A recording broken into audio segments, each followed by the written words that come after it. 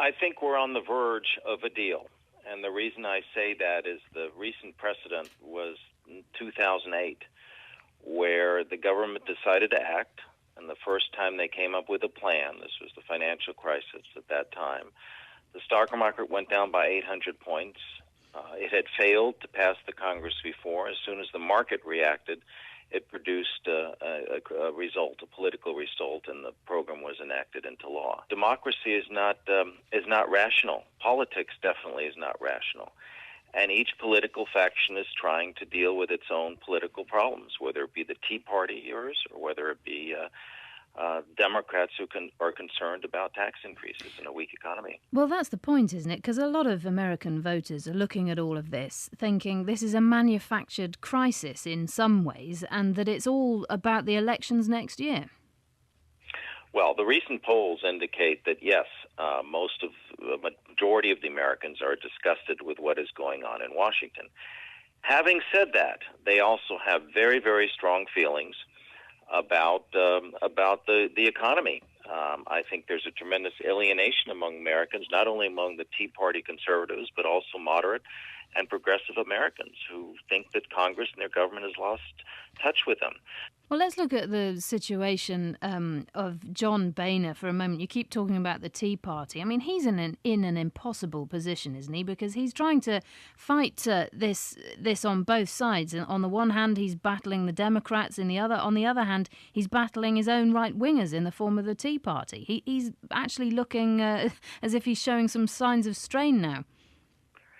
I think right now, the Republicans in the House of Representatives are probably more split than any other faction. If you look at the Democrats in the Senate are the ones who control the agenda, and they're less split, but they haven't been forced to play all their cards yet. Neither has the president. So today's vote was quite remarkable. And what do you think President Obama should be doing at this point? Because there is some speculation that he might try and do a deal with the Senate and work this out, go the other way, get it through the Senate first and then take it to the House of Representatives. Is he going to budge on this idea of coming to a short-term deal? Or is that non-negotiable for him because of what it would mean for his re-election campaign?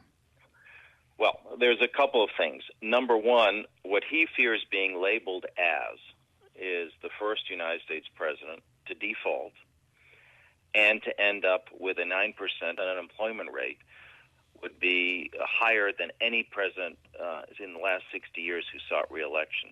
But the stakes are pretty high. Is this the moment in history where economists in the future are going to look back and see that this was a big moment for the United States, and perhaps when it became clear that the US was losing its dominance, really, in the global economy?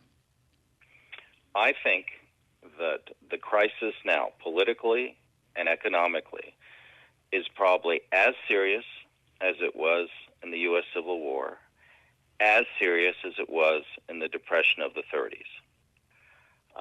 Yes, the United States historically has led the world recovery, but we no longer can. So the burden is also on those countries in the Eurozone and in Asia and elsewhere to play their part, and they're certainly not fiscally responsible. So we're all in this together.